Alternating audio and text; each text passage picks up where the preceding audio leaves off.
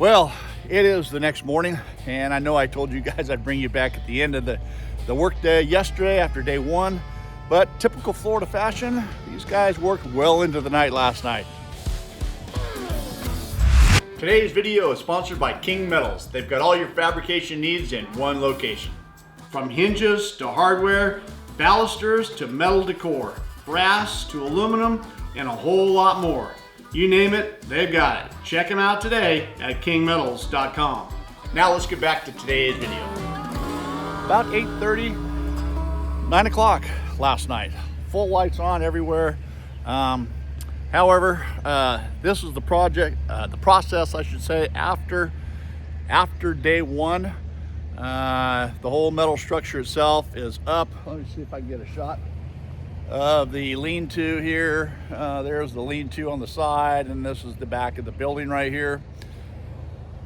You know, it really is overwhelming, the size of this shop right here, and I knew how big it was going to be. I mean, after all, so I designed it. I picked the size out, and I've scaled everything out to fit. But however, it is massive. Well, there's nothing wrong with that. It can never be too big, I guess. But anyways, here I just walked through, and this is a shot of the front. This is they got almost most of the siding on the front right there, and surprisingly, the color is very close to our house. However, we are going to paint the house the same color as the building, but it's pretty darn close. But anyways, that is that's a recap of actually day one. And again, like I said, this is early the next morning.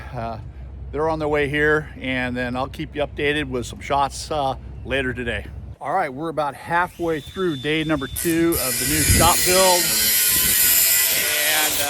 and you can see the progress right there in the background. They've got most of the siding done. I'll take you around the back right here and show you what. This is two-tone color is what I went with.